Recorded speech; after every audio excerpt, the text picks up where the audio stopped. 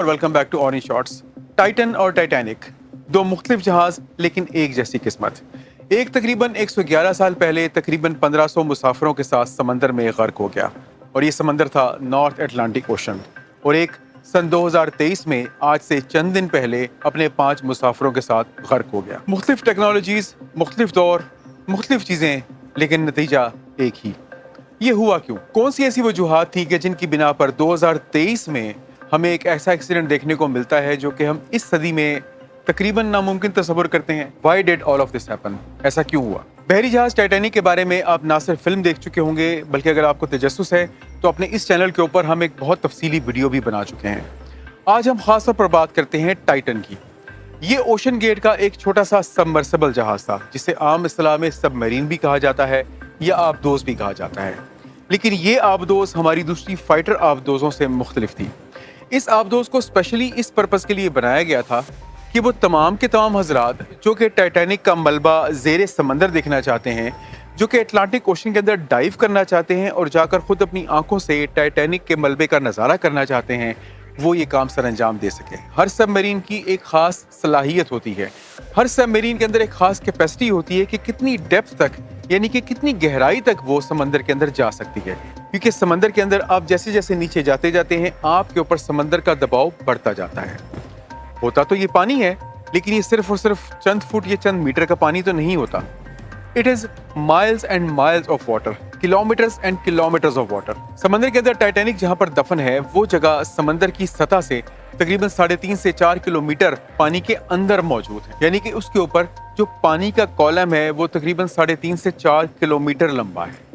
इस पूरे के पूरे पानी के वजन को अब आप काउंट इन करें। वो तमाम चीजें जो कि उस जगह पर मौजूद हैं, वो तमाम मखलूक भी जो वहां पर मौजूद है, उसके ऊपर इतना ही पानी का प्रेशर लग रहा होता है। और ये पानी का प्रेशर कोई छोटा मोटा नहीं होता, ये तकरीबन 3000 से 6000 PSI तक हो सकता है, डिपेंडिंग अपॉन कि आप पानी के अंदर कितने नीचे तक गए हुए हैं। इन सब मरीन्स को खास तौर पर इसलिए बनाया जाता है कि वो पानी के इस प्रेशर को बर्दाश्त कर सके। इससे पहले कि हम प्रेशर की मजीद बात करें, मैं आपको एक और चीज दिखाना चाहता हूँ। मैं इस वक्त अरेबियन सी के अंदर मौजूद हूँ, यानी कि बहीरा अरब के अंदर। और अगर आपको इस वक्त कैमरे में महसूस हो रहा हो तो मेरे पीछे समंदर आपको ऊपर और नीचे जाता हुआ नजर आ रहा होगा। If you can see it, this is not an animation. आपको पानी के ऊपर लहरें को खास नजर आ नहीं रही हैं, बट देयर इज स्वेल। पानी के अंदर इतनी ताकत मौजूद होती है कि वो हमारे जहाज, इतने बड़े जहाज को भी आराम से स्विंग करवाता है। Nature has its own power. इस सबमरीन को बनाते हुए यकीनन बहुत सारी सेफ्टीज का ख्याल रखा गया, बहुत सारी चीजों का ध्यान रखा गया। लेकिन कुछ रूल्स ऐसे होते हैं कि जिनको हम ये कहते हैं कि इन रूल्स को आपने ब्रेक नहीं करना। उन रूल्स में से एक रूल ये भी होता है कि आपकी हर वो चीज जिसके ऊपर ज्यादा प्रेशर एग्जर्ट हो रहा हो, उसको कभी भी आपने चौकोर नहीं बनाना। मैं इससे पहले एक वीडियो बना चुका हूं जिसमें जहाज की क्लोज विंडोज का जिक्र है और ये राज आपको बताया गया है कि जहाज की बंद खिड़कियों के पीछे राज होता क्या है। उसमें एक पॉइंट मेरा ये भी था कि जहाज की कोई भी खिड़की चौकोर नहीं होती, जहाज की तमाम खिड़कियां कॉर्नर्स पे राउंड होती हैं। इनको आप राउंड रेक्टेंगल्स भी कह सकते हैं। और इसी तरीके से अगर आप हवाई जहाज की खिड़कियों के ऊपर भी गौर करें तो वो भी कभी भी चौकोर नहीं होती, क्योंकि हवा में और समंदर में हमें अक्सर स्ट्रेसेस का सामना करना होता है और इनमें से अक्सर फटीग स्ट्रेसेस होती हैं, यानी कि ऐसी स्ट्रेसेस जिनके अंदर ये कोशिश ये होती है कि वो जहाज के मेटल को तोड़ दें, क्रैक कर दें। ये जो राउंड कॉर्नर्स होते हैं, ये हमें स्पेशली इस चीज में मदद करते हैं कि कोई भी किसी किस्म का क्रैक डेवलप ना होने पाए। वो चीजें जो कि पानी के अंदर जाती हैं, उनके ऊपर खास तौर पर इस चीज का ध्यान रखा जाता है कि उनकी शेप कभी भी स्क्वेरिश नहीं होनी चाहिए,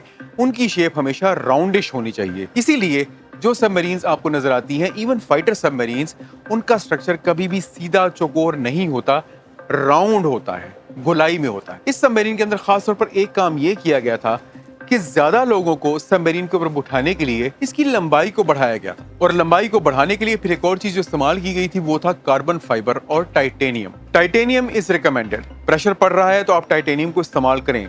carbon fibre is not recommended. इस सबमरीन के जो मौजिद थे जिनका नाम है रश, उनका कहना ये था कि अपनी इस सबमरीन को बनाने के लिए मैंने कुछ रूल्स को बेंड किया है और मैं चाहता ये हूं कि दुनिया मुझे याद रखे इस चीज की बिना के ऊपर कि मैंने कुछ रूल्स को बेंड करके और कुछ रूल्स को तोड़ के आपके लिए एक नई चीज तरतीब दी। महसूस कुछ इसी तरीके से होता है कि उन्होंने ये जो तब्दीली की थी और दरमियान में जो उन्होंने कार्बन फाइबर फिट किया था, वही शायद इस सबमरीन के इख्तिताम का सबब बना हो। इस सबमरीन के बारे में एक और अहम बात यह है कि इस तरह की सबमरीन्स कभी भी डायरेक्टली जमीन से चलकर या जमीन के पास से चलकर समंदर में नहीं जाती। ये सबमरीन एक और जहाज से लॉन्च की जाती है जिसको कहा जाता है मदरशिप। ये जो टूर पूरा का पूरा प्लान किया गया था, ये प्लान किया गया था 17 जून यानी कि इतवार के दिन के लिए, और इसके ऊपर 5 मुसाफिर मौजूद थे।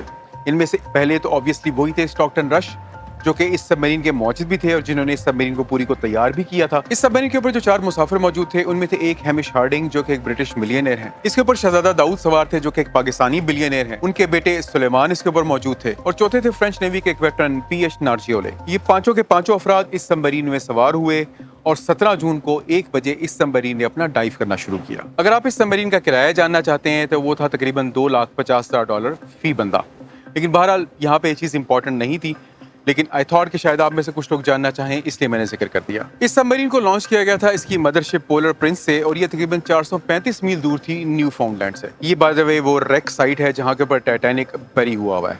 और मैंने अपनी पिछली वीडियो में जिक्र किया था, आपको बताने के लिए मैं दोबारा बता दूं कि टाइटैनिक का जो मलबा जब गया था पानी के अंदर और जब वो 2 हिस्सों में टूटा था, तो चूंकि पानी के अंदर बहाव होता है, करंट होता है, जिसका जिक्र मैं कई बार कर चुका हूँ, तो अगले और पिछले हिस्से के दरमियान में फासला ठीक ठाक है।